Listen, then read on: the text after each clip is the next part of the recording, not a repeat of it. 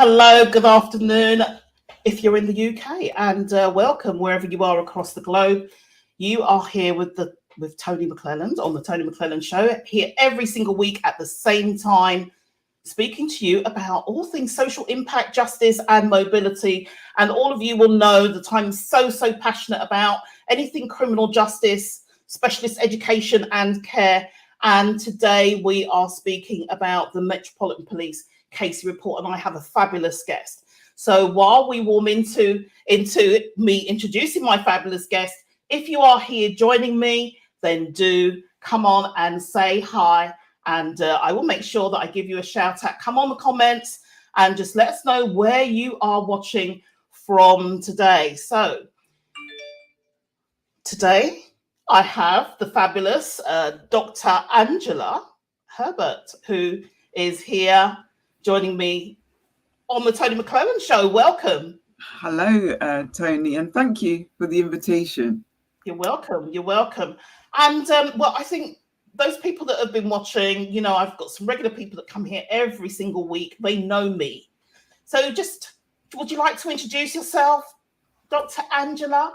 Okay, so Angela Herbert, I've worked in the criminal justice system in some form for about 39 years, voluntary and also for work in policy and also in prisons. My background in the main is education, and predominantly for those less likely to be involved in education and learning and creating opportunities, really. My company is IOTC Solutions, which is Inside Out Solutions. So making changes on the inside that affect the outside, and always solutions based. So the problem, absolutely, bringing a solution. And that fits right into our theme of today, inside and out. But I want to say this fabulous lady is so modest, and you know, she's got her doctorate. She's just been honored with another doctorate. She has a MBE for all of the work that she's been doing over all of these years. And on top of that, you are an ordained minister. I am indeed. Yes. So I'm very blessed to have you join me here. And thank you for offering to share some of your wisdom with us today. And so let's get going, but let's say hi to a couple of people first. We've got Melody from Massachusetts. Thank you so much, Melody. We've got Lorna, who's here from the UK. Do get some of those questions ready. If you've got any thoughts, do get them ready too. We've also got Matt Allen from Sunderland. Thank you. Welcome, Matt. Thank you for joining us. And we've got Youngbo, who is from New York as well. I know there's a few other people that are watching. Maybe they're feeling shy. Maybe they might come with a question a little bit later on, Dr. Angela. But let's see how this will happen. And we've also got, who have we got? We've got Elaine Hughes, who's in the UK. Thank you so much. So let's get cracking. We've got the Casey report by Baroness Casey. And just a very quick synopsis for those that are not really fully aware. It's reviewing the services of the Metropolitan Police, who were in special measures. The Metropolitan Police serve London as a whole. Since then, there has been a new leadership team recruitment, and we have the new commissioner, Sir Mark Rowley, QPM, and a new team who are leading from in the Metropolitan Police. Now, in light of, some very serious, horrendous cases that have taken place and examples within the Metropolitan Police, how they've served the community, whether they're victims or the community as a whole. This report has been commissioned and has been written by Baroness Casey and has just been published just over, nearly 2 weeks ago now. So we're not actually here to kind of scrutinize the report in any way. We are here to empower and encourage you as the community to get involved. Yeah? To get involved. We're going to talk about trust. We're going to highlight a few things out of that report, and we want to encourage you to look at how you can be involved locally in the community, and even take the survey. Now, I have dropped the link for the survey and the Metropolitan Police turnaround plan in the comments. So please do take the opportunity to go there. It will take you just a few minutes. Put your thoughts down, because the turnaround plan is due to be completed very shortly, and the survey is open until the 21st of April. So don't say you didn't have a chance, because you do. So let's set the scene. In 1999, we had the Macpherson report, and that was because of what happened to the dear Stephen Lawrence, and as part of the Stephen Lawrence inquiry, the Macpherson inquiry, it was reported that the Metropolitan Police are institutionally racist. And I want to know kind of what's been happening for those 30 years. What hasn't happened? What should have been happening? Angela, let me come to you. Well, I think one of the main things that Black communities in the main, have been focused on is the notion of institutionalized racism and institutional systems of racism, etc., which was then repeated again in the Casey review. And again, there is that desire to have those words muted by the current leader. And for me, if I know that a duck is a duck, you don't have to call it a duck. I know it's a duck. Yeah. And so solutions focus for me is about, I'm aware of that, but what can I do to make a difference? What is the difference that we can make? Because we can be focused on something, and we can be focused on one thing and then not really create the space for change, because we're so focused. And I think that's what happened with Macpherson. There were lots of recommendations with any report. In fact, there are lots of recommendations, but the idea is to implement recommendations, look back and see what worked, what didn't work, can we make changes? And it's about really being honest with what we have and working with it. That's my view. Yeah, definitely. And because I think that what's also highlighted is the fact that what Baroness Casey highlights in this report is that the Metropolitan Police is actually made up of 82% white and 71% male. Yeah. And this is not representative of the people in London. And so it makes me start thinking as well, that when Macpherson made those recommendations, if, internally within the recruitment, that's not changing. Yeah. And then I know we're just talking about the race piece. There's misogyny and homophobia as well that was mentioned. But let's just stay with the race piece, and I'll say hi to some of those people that joined us as well. Yeah. The other things that have to be taken into consideration are, the Black people and ethnic minority groups, the way they feel about establishment. Yeah. That has changed over the years. There's been things like Brexit. Yeah. Yeah. Windrush, where people have been affected.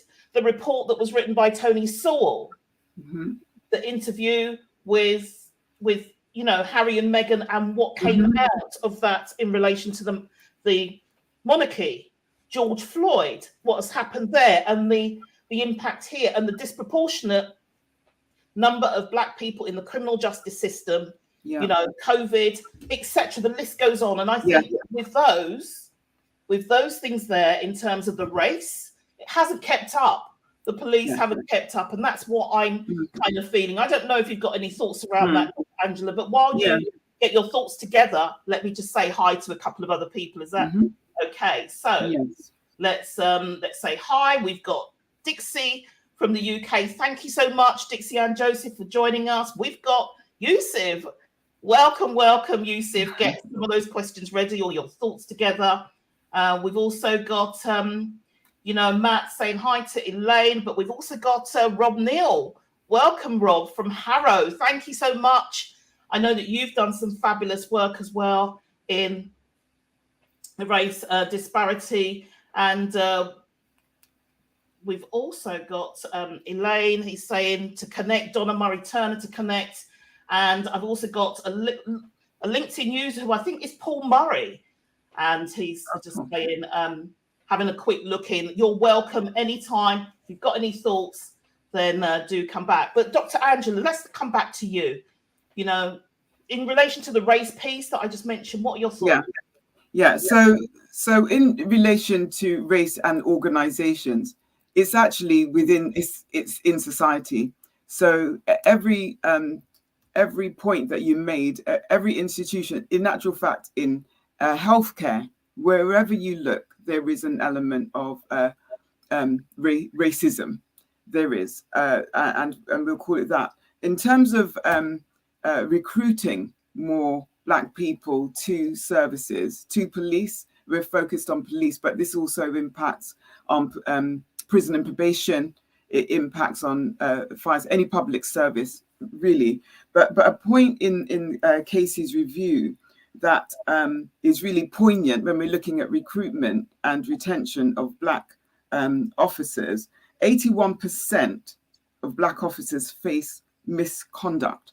And so it would be very difficult to go into an organization to work with in good faith, and then the chances are that you may be someone that will face that. And that could be a barrier to people going into the organization, but not one that I think should be insurmountable, because where there are numbers, there is strength. Where there is ethical and authentic leadership, there can be change.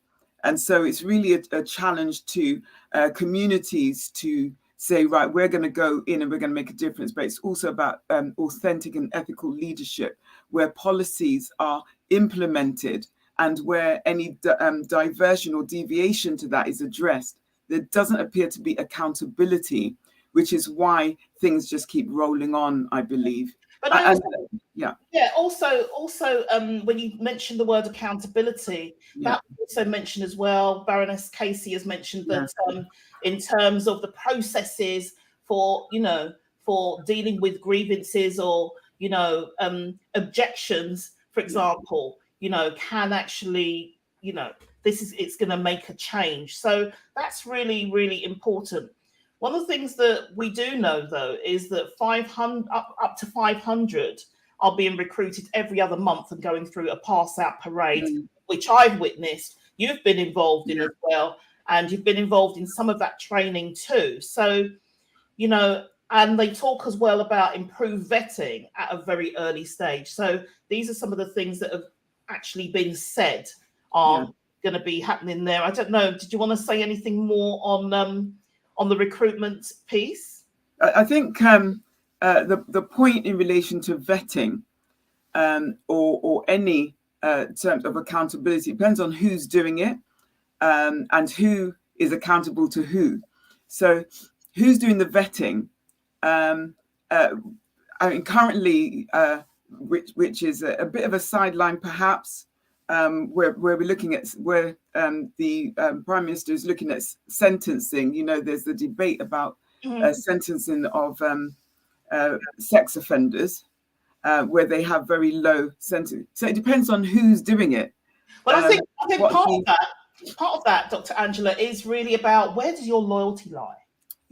With the organization or with an individual, or where is that? And that says a lot for the accountability piece as well. So let's just bring in a couple of comments from a few others. So thank you for joining us, Montel, and thank you for your comments, Paul. And I believe this is Montel again. Yes, there is racism in society. However, if a shopkeeper is racist, you can use another shop. If a police officer was, they can demand you do anything they ask, or if you refuse, they can detain you or spray or taser you, hurt and potentially cause you serious harm. There is no equivalent in any other sector. It is for the bosses to protect the public. So, it's almost like in any other situation, you can build trust. But in the case of police, you've got to give trust. It's almost like you have to succumb to that trust. There's a bit of an oxymoron, if I may, where the Peeling principles, the principles of policing is policing by consent, and so it's kind of you've got to consent to policing as a service. But the comment is correct there. If you were flipping burgers and you weren't doing that correctly, you'd be out. But police have powers, and it's those powers that make the difference. They have the power to detain you, to remove your liberty, impact on your life. So it's so important that whoever has such powers operate authentically and are just. And I think that there's a piece in there as well in this report that talks about people being recruited and wanting to come into the police force for the right reasons. Not because they want to have that power and control, but because they want to serve the public, and reduce crime. So it's about and introducing those more rigorous and thorough checks very early. And also it talks about some of the checks that they're putting in place now for people that are in place there now too. So that's really interesting. So let's hear from Elaine. There's a massive systemic distrust between the Black community and Met Police, sus law, stop and search, evidence staging. Plenty of innocent Black men would have drugs planted in their cars. And I think some of that is about we've got to build this trust, because where do we go? Where do we go if we don't? Now, one of the things that Baroness Casey highlights is about the fact that because of the numbers, 82% white and 71% male, and if we don't do something about the recruitment piece, that it will take 30 years to reach gender balance, and it could take until 2061 to reach Black, Asian, and other ethnic community groups. Can you imagine that? Anyone that's listening now, we haven't got 30 years. It was 30 years from the Macpherson inquiry. We haven't got another 30. We want to see this in our lifetime, So I don't know. Do you have any thoughts around that, Angela, before I bring in a couple more comments? Yeah, I think I'll go back to the point about the organization and how it treats its staff. And so bringing in new recruits and the influence that communities that are going in to support the training of those recruits, that's one thing. But there's the organization, the structure, who's within it. The report also talks about people being able to hide within the organization. But I think it's if the police are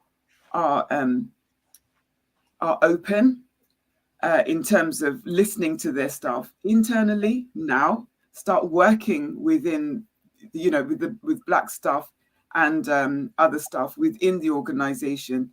The change has to happen within, and then people will want to join. But with those statistics, I think it's a challenge.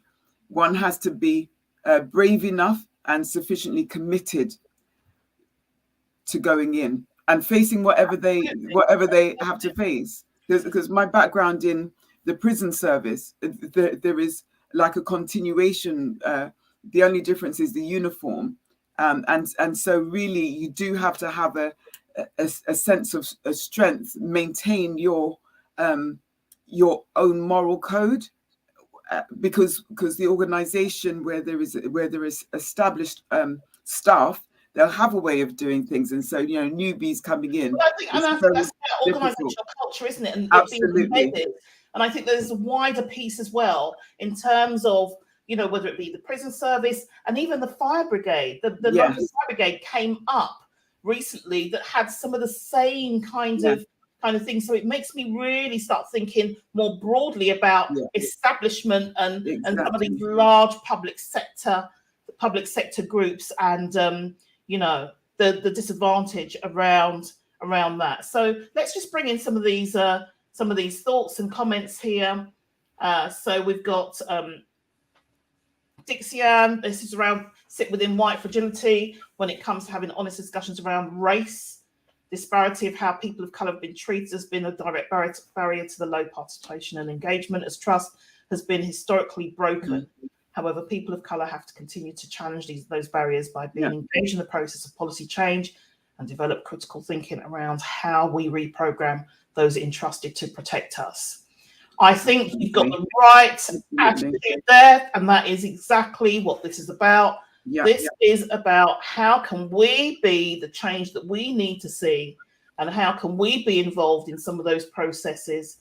And there are groups locally, boards that you can maybe be involved in, and hopefully you can reach out to Dr. Angela or myself, and we can direct you to see if there are any opportunities for engagement. But the first step is to look in this comment feed, and you will see the survey that is the first step for you to put your thoughts down on paper. Thank you so much, Dixie-Ann. And we've got Rob Neal, spot on, Doctor. It's all about power control, ultimately accountability. Yeah, who's holding them to account and who's holding them to account? And it comes back to loyalty again as well. If if you're loyal to a particular person in the organization, then and it's so much easier for them to cover their tracks. So we've got in 2010, 5% of officers were black. In 2020, it was down to just under 1%. And what we need more positive stories, positive experiences of black and other minority groups within the police force, don't we? And also the language used, if the commitment is clear and the language is clear, I think that more people would be more likely to get involved. Well, I'm involved, you're involved, and there are so many others because for me, my driver now, I've always been working within this space, but my big driver is my 2-year-old grandson. The very idea that my 2-year-old grandson might be stopped and searched while he's going about his business fills me with dread.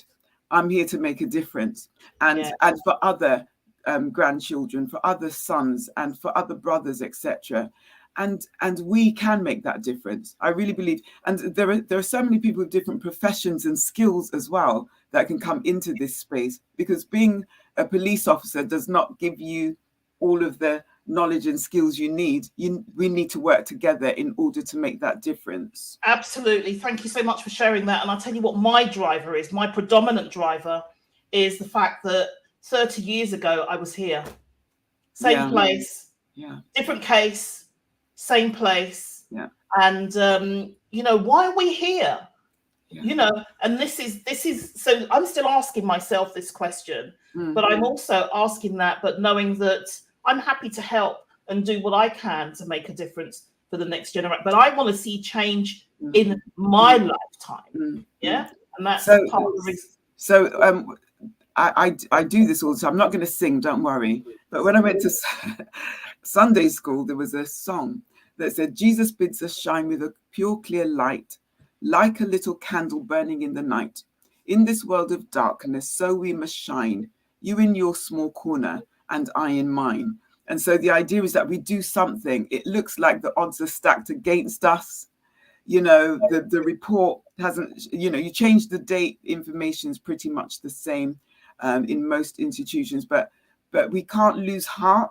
And in our small corner, we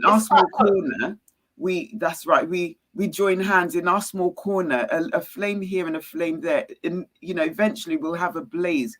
But we've got to know that there's always going to be, there have always been issues. There will always be issues. However, we can make a difference where we are. And as you said, Tony, it's about having hope. And if we don't have hope, then obviously nothing at all is going to change. But every little smidgen is something. Because they want London safe. We want London safe. How can we work together to bring that? But one of the things that I've kind of really looked at over the time that I've been in this kind of space is that, especially when you're working with communities, you've really got to look out for who are the right people, who are the people of influence. And sometimes what happens is that, you go for the people with the titles, the big titles. But actually, if you look a little bit deeper, it's the people that are in the communities. I can remember when I was working in the community one time and I was given an induction list of all these head teacher of this school and this person that runs the community centre, this person that's the chair of the residents. And it wasn't. It was the caretaker that was in the school. Yeah. It was the secretary of the Residents Association. It was one of the workers that was in the community centre. They were the people that I identified and established that without those people, if they don't want it to happen, it's not going to happen. Yeah. So, really look deep. Mm-hmm. And when you're looking for community involvement, look at those people that are really committed. We don't want, where we've talked about the police engaging in the police service because of power, we don't want the same thing happening with people in the community coming on board because of power, because power and ego doesn't get us anywhere. We'll be here 50 years later. Sorry, I'm getting a bit caught up there, but I've got some comments I want to be bringing in there. Can I do a quick shout out? I want to give a quick shout out for officers that are really doing fantastic work across the country in London Met. There's some really brilliant officers, brilliant people. So it's not all bad, which is why we can have hope in us. Absolutely. And it's not about us fighting them because we need them to help us. If we are in a problem or a crime is being committed, who are we going to turn to? We need to do it together. And so I quite often position myself as an ally. I'm an ally. I want good for this side and that side. So how can we make it work? So let's just bring a couple of these comments back in. Who have we got? We've got, I think this is Paul. How can you build trust with an organisation that does not accept its failings? Where is the evidence that there is willingness to change anything? At this moment in time, this report is fresh, brand new, shiny, and there is new leadership. And as we've just talked about, hope. We have to have hope. If there is mechanisms in place for accountability, as Dr. Angela has just mentioned, more robust. There are the report also talks about disbanding certain processes as well and certain units, doesn't it? So let's be hopeful and do our part really to make sure that this happens in the way. So shall I continue, Dr. Angela? Yes. With these comments. So Rob is saying that there are simply too many occasions when the police mark their own homework. Those closed processes are not accountable. Absolutely. Yeah. Can I just speak to that point? Hence the idea of those boards and how to access them being really important. I've raised this a few times. There are local scrutiny groups and within borough command units, and we need to be there. Sometimes the gatekeepers are there and they're pushing from the inside, but we still have to make our way in. And that's what I do. I show up and interact. And that's the only way that we can do it. We've got to be at those boards. We've got to be there. With the right agenda. Absolutely. The right agenda. the joint agenda, not Correct. it's not one where you can pursue your own agenda. So let's so thank you so much, Rob. And we've got Melody. I believe we make a team out of the top respected activists, along with the top respected police. They will be able to address the issues with a full view of how. Thank you. Yeah. So Transparency, so important. Let's see where the failings are. Let's fix it. Let's not just hide it.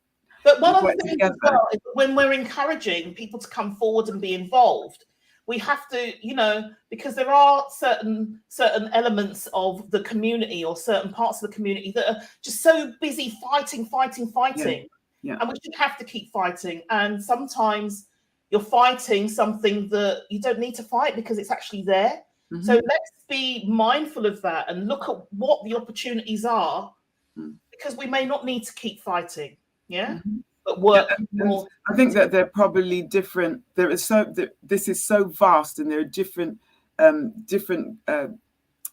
qualities required, different roles, different professionalisms, different bits that people can get involved in, I think, as well. Thank you. So we've got Yusuf here, and I had the pleasure of meeting Yusuf very recently at one of the POP, and I know that you are one of the facilitators that has taken advantage of Dr. Angela's program that she's put in place. 2061.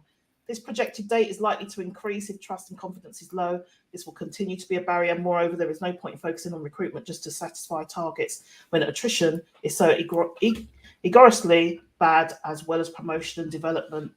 Thank you so much. Well, we've talked already about internally. How can you deal with the community? You need to deal with it internally first, then the community, because those officers are part of the community. That was one of the other things that was raised as well, that the officers, there's a large number that do not live in London. So if they don't live in London, they're not part of those communities. Anything on that before I move on? Well, I think that, and it's the same. I was reading another report, which was not dissimilar, and it's the view that staff might have, that white staff may have of suspects and even their own colleagues, and so there's quite a lot of work to do, because if internally, if within the police service, there is bias, racism, then when they go to deliver their service, it won't stop at the door. It will continue. So if those views are happening internally, but I do still think that that recruitment needs to go forward. I think that it needs to happen at the same time, where you've got the recruitment and the address of those issues, and consistently measuring what's happening. Absolutely. What should it look like? And if it goes wrong, what are you going to do? But transparency is so important, and not behaving as if you know everything. Well, and unfortunately, that does happen within look at the measuring and how it's going to be measured from now before it's put in place, as opposed to so we need to be more proactive about that rather than reactive.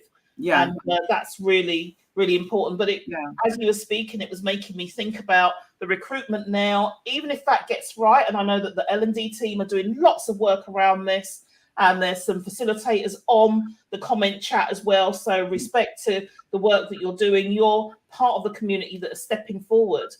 But it also means that it's going to be a few years before we see that difference and that change with the new recruits, providing they're going through the right process.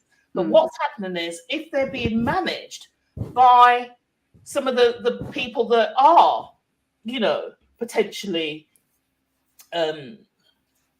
not doing what they're supposed to be doing, then we need to make sure that it catches up and the timing is absolutely right, so that they're coming in and they're dealing with them at the same time. So prioritizing some of those is really, really key.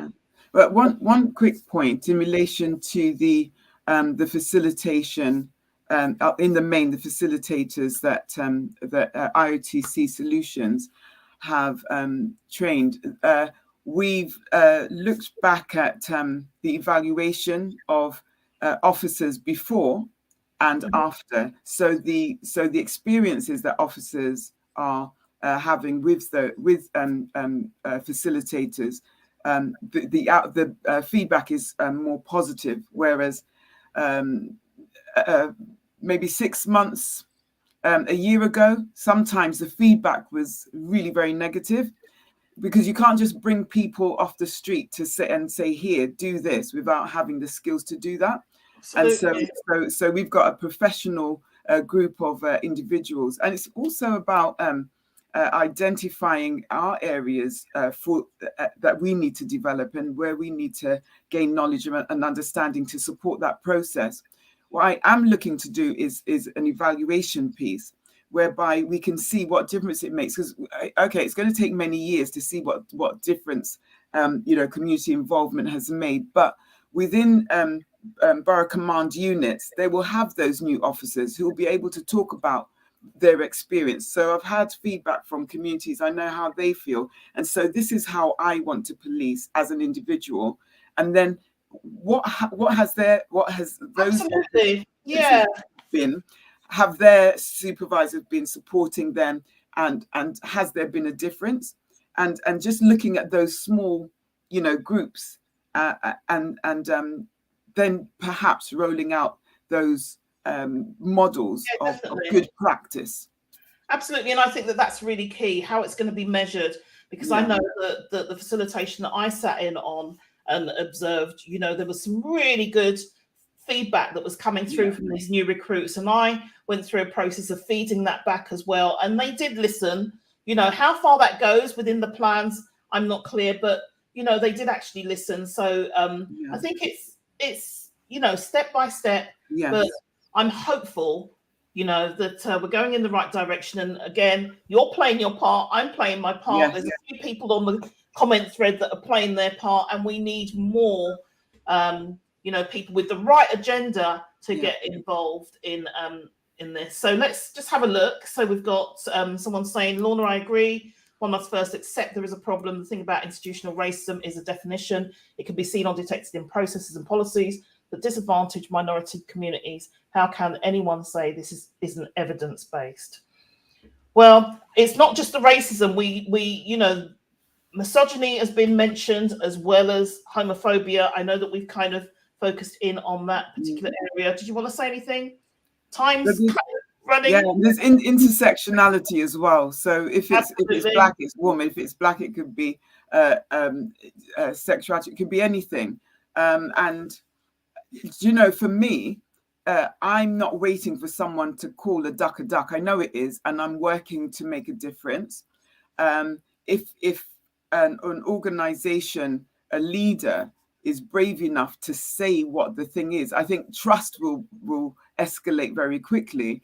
But it hasn't been accepted. Well, how do you build trust? You build trust by consistently delivering to a standard and being reliable and being transparent. Until people can see that internally, and it can be felt externally. Yes. So it's not just an overnight process of, Angela, will you trust me? Yes, I will trust you, Tony. No, it's not. It's you need to see evidence of what I'm doing, and I do, and it's that piece there, isn't it? So absolutely. So let's continue. Who else have we got? Who's commenting? I believe this is Montel. Montel is offering and saying, anyone in Bedfordshire, Hertfordshire, or Cambridgeshire, to our panel. There you go. We need to authenticate that, but absolutely, let's just reach out and make some connections. Do your own due diligence. Yes. But, assuming that it's authentic. Thank you so much, Montel. Rob has said, Audrey Lord said it best, the master's tools will never dismantle the house. We need more open, transparent, and accountable processes where we can access, plug in, and contribute. Thank you so much, Rob. And I think that you would be fantastic if you were in the mix there as well, knowing some of the work that you have done. But I also mentioned about duty of candor as well, isn't it? Because it's about, we see cases of where you know, people have gone missing and they're getting so much publicity, and then others, you know, people in the Black community thinking, well, actually, my person's been missing for a month, and like they're not even getting a look in. So we need to make sure that, you know, some of these things and communication is more timely as well. So we've got Elaine, who have we got? We've got Anima, who says that she just popped on. Thank you. Yes, look out for the replay and drop your comments in there and fill out the survey. Who else have we got? We've got Amina, and I've been working in the Met, who's saying working in the Met for 14 years, had experiences of racism and misogyny, so wanted to raise these concerns, which I did when I worked in a specialist unit. I faced significant repercussions, such as being ostracized, ignored. There are colleagues such as myself who are passionate about wanting positive change. Thank you so much for sharing. I believe it's been picked up in the report as well. So that was Amina. Thank you so much, Amina, for contributing there. And who else have we got? We've got, remember that the Met also police people who travel into London, not just Londoners. It is our capital's 50% of people in London are visitors. Absolutely. But the main point is that we haven't got enough officers living in London, which has been raised in the report. And so therefore it's not representative of London. And so you're not understanding of the communities in London and what the communities need. And Elaine's saying it's a constant battle and the Black community are tired. We can't be the only ones championing for change. Yes, tired, but actually if we want to be safe, this is what is actually needed. So as we draw to a close, any kind of parting thoughts, Dr. Angela, before I kind of just bring this to a close now? I think it's a collective, and you said at the beginning that I'm a minister, and Moses had his hands lifted by two helpers. One person can't do it. We all need to lift together. The officer can also reach out to the community, because the community are the police and police are community, and individuals that are in the service should reach out and get support, because we need them to stay there and we need to support them in their efforts. But everyone else that's on, I know there are a number of people on here that are doing good work. Reach out to others. The more of us that are in this space, the more of us using our professionalism and our skills and expertise, etc., to support this, then there has got to be change. And like Tony, I too have hope. Thank you very much, Tony. Yeah, no problem at all. And I think it really does come back to trust, doesn't it? Thank you so much, Amina, for sharing, as well as everybody else. It really comes back to hope and consistently delivering. That's what brings trust. And some of the things are about valuing others, being honest. The Met Commissioner, you know, talked about compassion, being more compassionate.